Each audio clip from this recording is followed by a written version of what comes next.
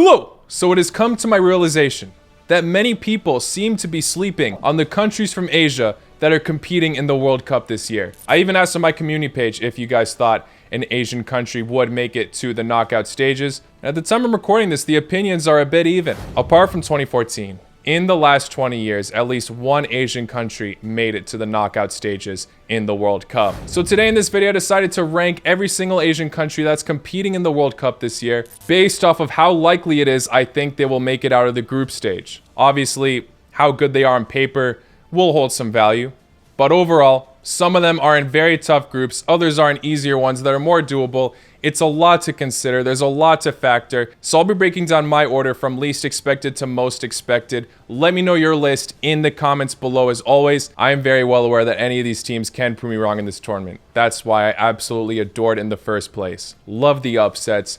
Hopefully, the team I'm about to mention in last place proves me wrong. But unfortunately, it's Saudi Arabia. Now, Saudi Arabia do have some pros going into this tournament. Location is a massive one. They're obviously a neighboring country with the host, which could very much play to their advantage. Their current national team coach is the French coach Hervé Renard, who previously coached the likes of Morocco, where unfortunately he got 4th place in the last World Cup, Zambia, and coached Ivory Coast in 2015 when they won the Africa Cup of Nations tournament. Renard is actually doing a fantastic job as the Saudi coach ever since he took over in 2009. They topped their World Cup qualifier group. They played much more attractive football compared to previous years. Defense is looking sharper. Midfield is looking a lot more creative. The only huge problem for Saudi Arabia is their attack. The finishing can be very disappointing at times, and they were able to squeeze through in a lot of the Asian matches, obviously.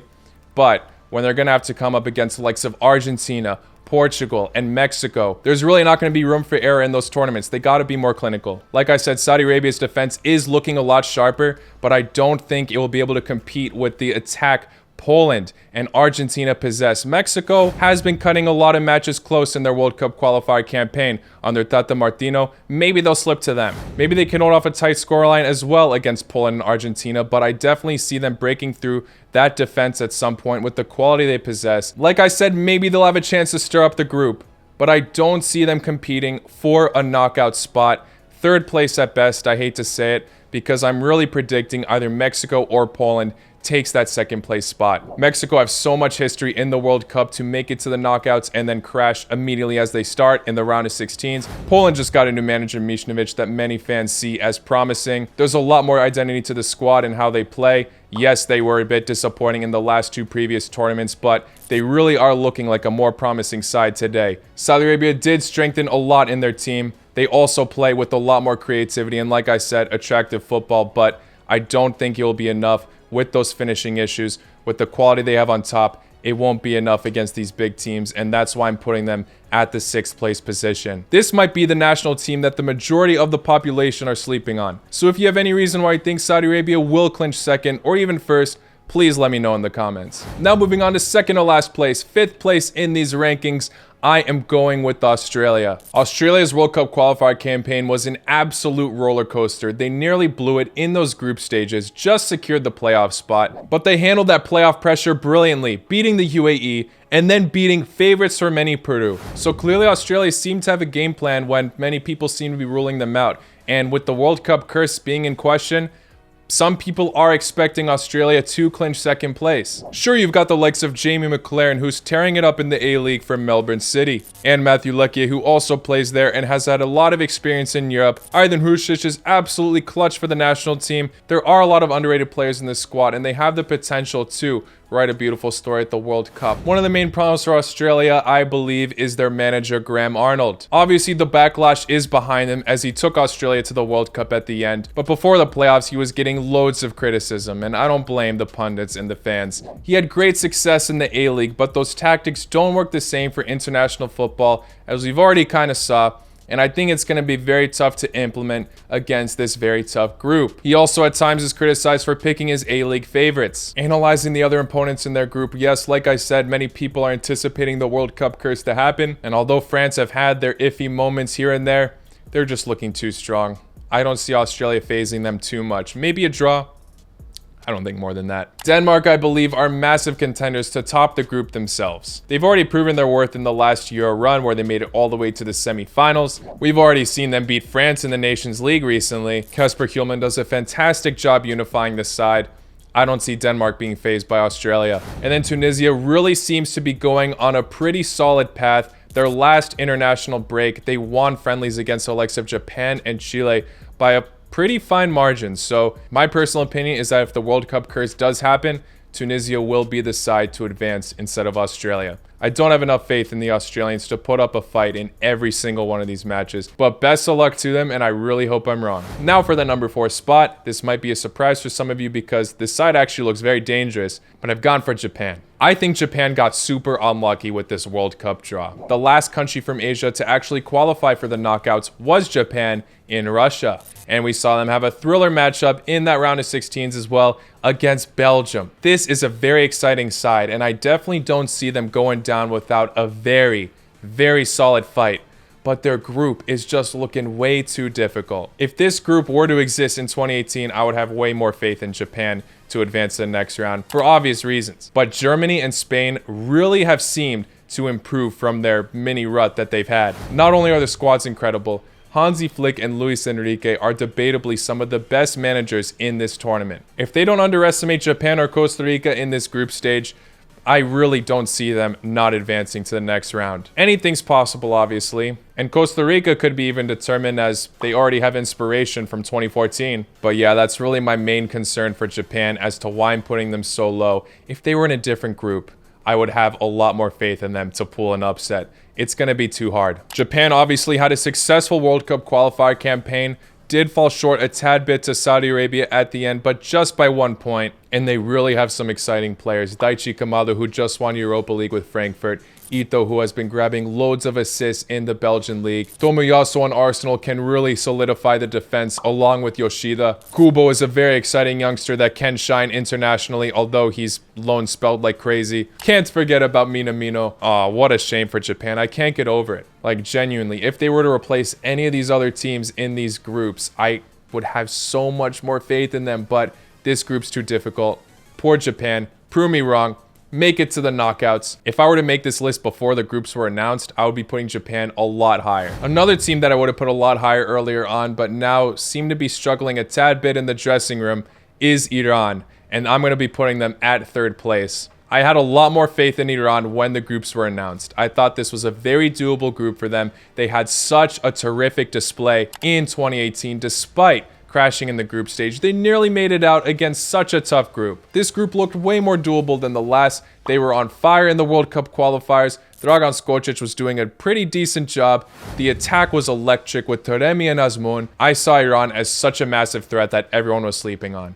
But now, the dressing room is absolutely split in half. Skocic got sacked and then got reinstated moments later. It's just an absolute mess for Iran right now, which is why I have way less faith in them than I did before. But I still think that if they pull themselves out of that dressing room rut, the players come together and accept the situation they're in, whether or not they like Dragan Skocic or not, fight for their country, unify together, Iran still have a solid chance to make it out of the group stage. Despite England's recent results in the Nations League, they are still the favorites for so many people to top the group. But the other 3 teams, I really think it's fair game for any of them to qualify for the next round. So many strengths and weaknesses to all of them. The USA possess so many young, exciting players that can definitely turn up, but Berhalter is also heavily criticized for his tactics, for his decisions on who to start, for his post-match comments. But still, I feel like the USA can win the midfield battle with a lot of the teams they will be facing. Wales, on the other hand, they haven't qualified for a World Cup since 1958.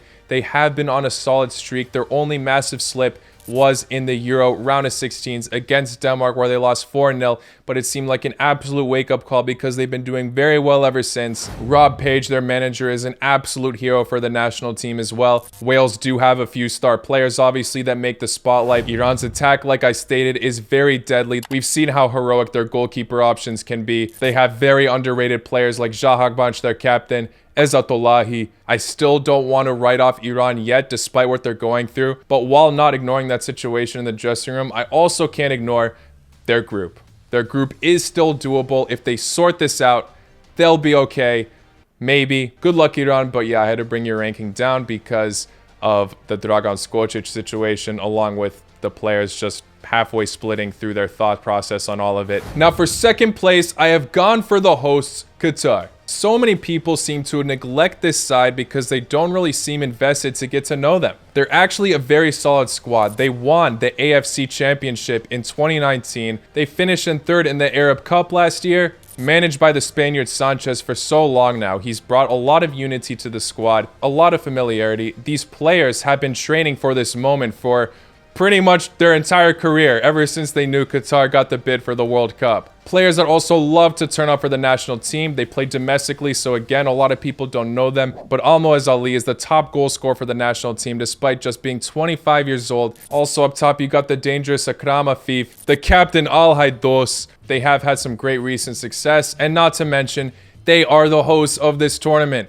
That's going to play as a massive advantage, whether it's just the fans lighting up the stadium or if we potentially see some corruption. I hate to say it. I hope not, but we have seen it in the past. Not to mention the only ever host country to not qualify for the knockout stage was South Africa in 2010. So if Qatar don't end up doing it, they will be the second. It's obviously possible, but I can't help but think the odds are somewhat in their favor. They definitely have a shot in their difficult but doable group. Who knows, maybe Senegal will get unlucky again based on yellow card decisions and another Asia country will top over them on that. I see so many people sleeping on the host. And just because you don't really know their team doesn't mean you should. So that final country on my list at number 1 is South Korea. Why do I believe South Korea has the best chance to make it out of the group? When they only finished second in their World Cup qualifier group, regardless of what happened, they still got that 4th place finish in 2002, and they made it to the round of 16s in 2010. In 2018, they did crash out, but they did beat the champions at the time, Germany. They have one of the best Premier League players, Heung-min Son, along with another very solid striker, Hwang Ui-jo, a solid rock in the defense, Kim Min-jae, who just signed for Napoli,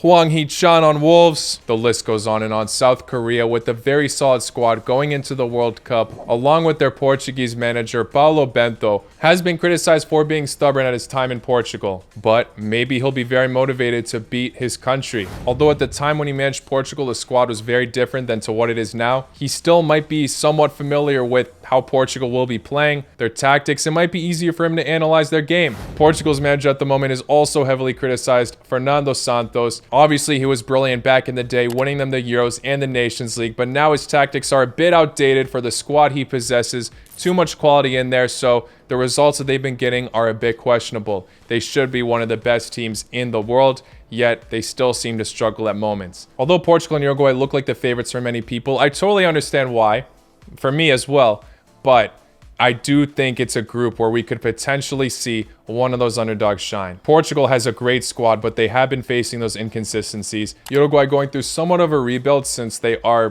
bringing in their new manager, Diego Alonso, after sacking their long-term coach, Oscar Tabarez. Diego Alonso has been doing a fantastic job so far, obviously, but who knows? Maybe we'll see him slip. I would be surprised if it does because the squad's looking absolutely fantastic right now. Even if Portugal and Uruguay are the ones to get first and second, I don't see it being a clean run at all. I do see South Korea and Ghana both having their moments in this group in one way or another. Whether it's a draw or two or a win against these giants, I do very much think it's possible, which is why I'm putting South Korea at first. They got the quality and they have not an easy group by any means, but a doable one. Considering the situations both these national teams are currently facing, upsets can happen for either of them, and either Ghana or South Korea can be the ones to capitalize, which is why I'm putting South Korea at number 1. Well, there you have it, guys. That is my final list of the likelihood for each of these teams to make it to the knockout stages. This is not an easy thing to decipher whatsoever. All of these countries from Asia